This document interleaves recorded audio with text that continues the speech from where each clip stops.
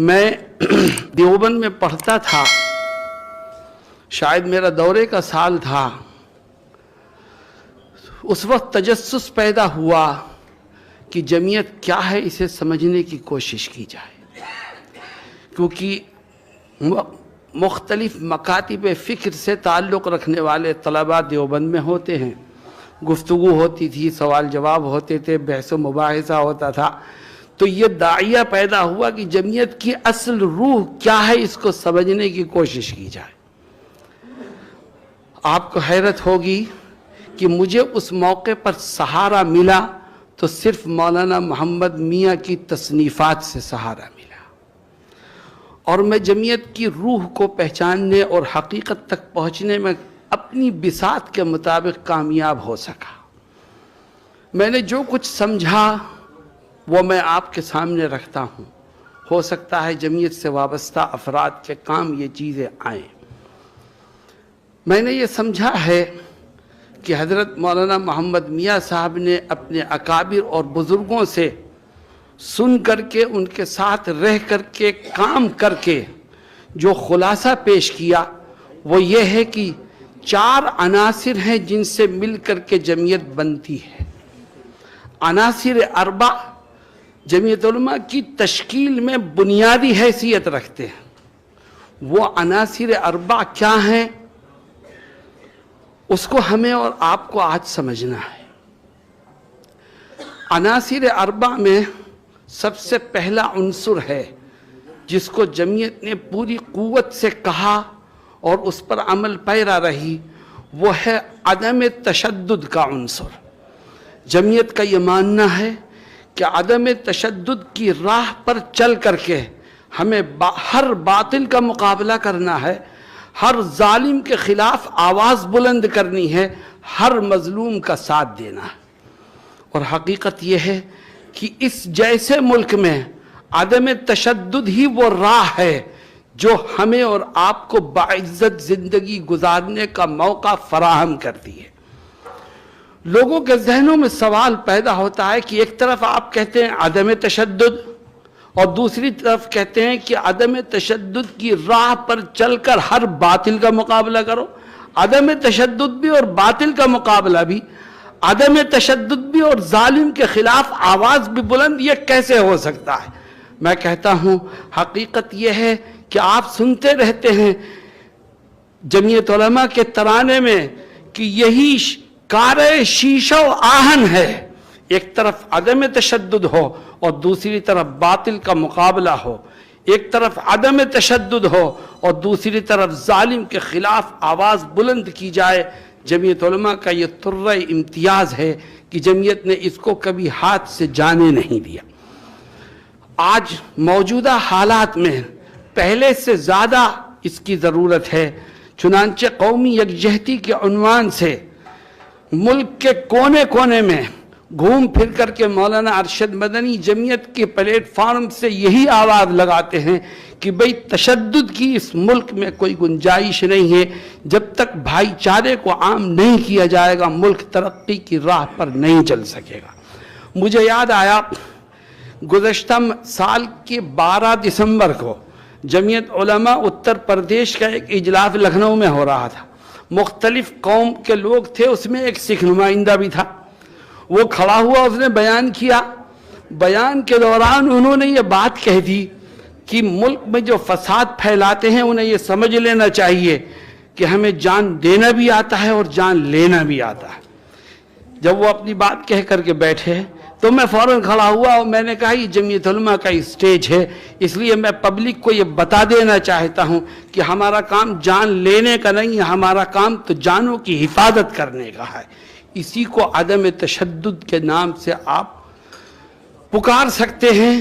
یہی وہ چیز ہے جو ہمیں جمعیت علماء سکھاتی ہے، اور تمام تجربات اس بات کے شاہد ہیں کہ تشدد کی کوئی راہ اس ملک میں نہ کبھی کامیاب ہوئی ہے نہ کبھی کامیاب ہوگی.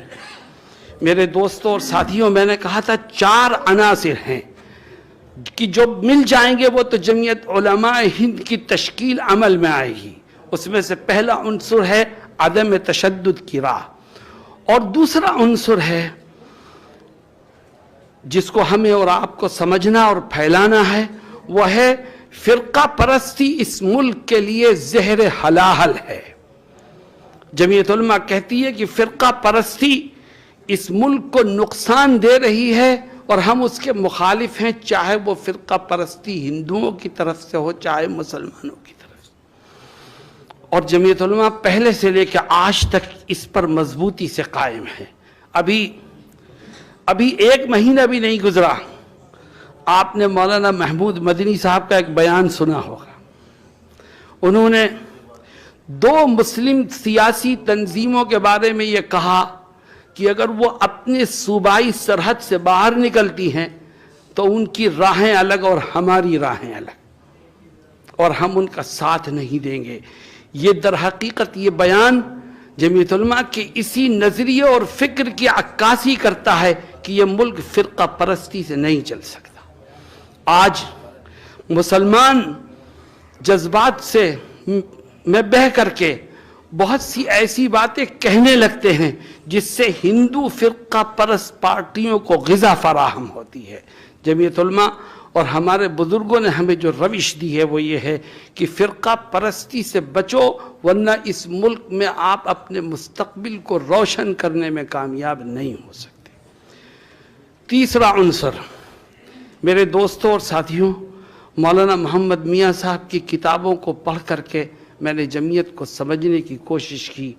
4 عناصر میرے سامنے آئے، جس میں سے تیسرا عنصر یہ ہے کہ ہمیں شروع سے آخر تک اس ملک میں جمہوریت کے تحفظ کی جدوجہد کرتے رہنا چاہیے، کیونکہ اگر جمہوریت ہے تو اس ملک میں ہمارا مذہب پنپے گا، ہمیں اپنے اس دیش میں رہتے ہوئے اپنے مذہب پر عمل کرنے کا مکمل حق حاصل ہوگا۔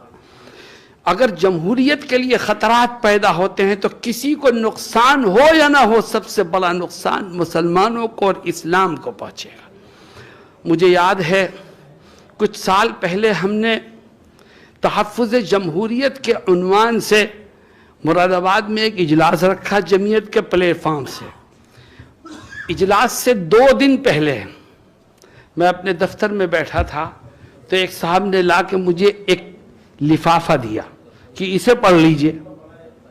میں نے اسے کھولا تو ایک مولانا صاحب کی تحریر تھی، اور تحریر کا خلاصہ یہ تھا کہ علماء اور بات کریں جمہوریت کی، یہ سمجھ میں نہیں آتی۔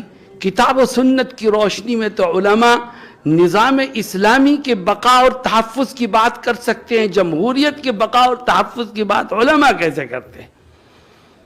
میں نے اس کو پڑھا اور ایک طرف رکھ دیا کہ انشاءاللہ اجلاس سے فارغ ہو کے جواب دیا جائے گا۔ اجلاس سے فارغ ہونے کے بعد ان کو بلایا گیا اور ان کے سامنے بات رکھی گئی کہ یہ صحیح ہے کہ جمہوریت علماء کے لیے، اہل اسلام کے لیے کوئی چیز نہیں رکھتی، کوئی حیثیت نہیں رکھتی، لیکن ہندوستان جیسے ملک میں اگر اسلام کی بقا چاہتے ہو تو جمہوریت کے پردے میں رہ کر کے ہی اسلام کو باقی رکھ سکتے ہو۔ اس لیے آپ جمہوریت کی بقا کی کوشش کر رہے ہیں، ہماری نیت یہ ہوتی ہے کہ جمہوریت کی بقا در حقیقت اسلام کے نشو و نما کا آغاز اور اس کے تحفظ کا ذریعہ ہے۔ اس لیے جمعیت علماء کا یہ تیسرا عنصر ہے کہ تحفظ جمہوریت کے لیے ہمیں ہر قدم پر آگے آنا ہے۔ اور ایک آخری چیز، سب سے پہلی چیز آئی تھی عدم تشدد، نمبر 2 فرقہ پرستی ملک کے لیے زہر ہے، نمبر 3 تحفظ جمہوریت، اور نمبر 4 مولانا محمد میاں صاحب کی کتابیں آپ پڑھیں تو یہ چوتھا عنصر بھی کھل کر کے سامنے آئے گا کہ ہمیں اپنی جماعت کو سیاست سے دور رکھنا ہے۔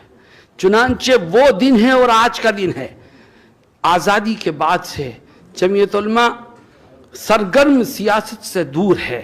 پارلیمنٹری سیاست ہو یا اسمبلی کی سیاست ہو، جمعیت نہ اپنا نمائندہ کھڑا کرتی ہے اور نہ جمعیت کسی دیگر سیاسی جماعت کی حمایت میں من حیث الجماعہ سامنے آتی ہے۔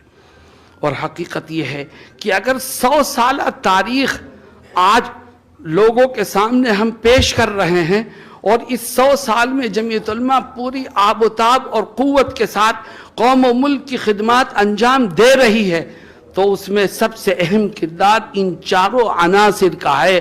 اگر خدا نہ خواستہ ان میں سے کوئی عنصر ہمارے ہاتھ سے چھوٹ گیا تو ہم یہ سمجھتے ہیں کہ ہم جمعیت کے مستقبل کو روشن کرنے میں اور اس کی خدمات کو اپنی آنے والی نئی نسل کے سامنے پیش کرنے میں کامیاب نہیں ہو سکیں گے۔ یہ 4 چیزیں آپ اپنے دل و دماغ میں بٹھا کر کے جائیں۔ اور ایک آخری بات یہ ہے کہ یہ چاروں کام اسی وقت مؤثر ہو سکتے ہیں جب ہم اپنے اندر خلوص اور للہیت کے جوہر کو پیدا کریں۔ اگر ہم مخلصانہ طور پر اپنے اکابر کی روش پر چل کر صرف رضائے الہی کے لیے قوم و ملک کی خدمات کو انجام دیں گے تو رب ذوالجلال قدم بقدم ہماری مدد اور نصرت فرمائے گا۔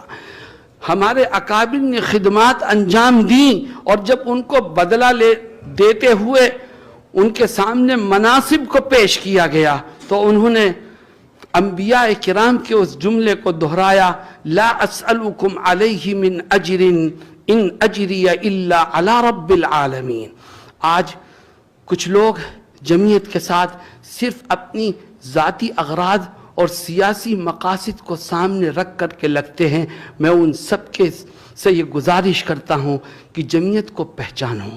جمعیت سیاست میں پہنچنے کا زینہ نہیں ہے، بلکہ جمعیت خدمت خلق کا ایک ذریعہ ہے۔ جو خدمت خلق کرتا ہے وہ خدا تک پہنچنے میں کامیاب ہوتا ہے، اور جس کی نیت میں کھوٹ ہوتی ہے اس کو دنیا میں بھی نقصان اٹھانا پڑتا ہے، اور اس کو آخرت میں بھی کچھ ہاتھ نہیں لگتا۔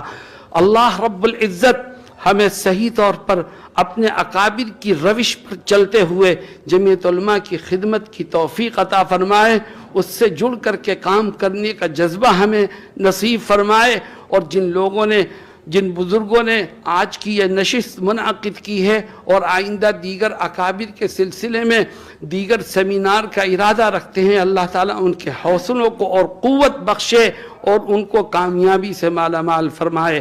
وآخر دعوانا ان الحمد للہ رب العالمین۔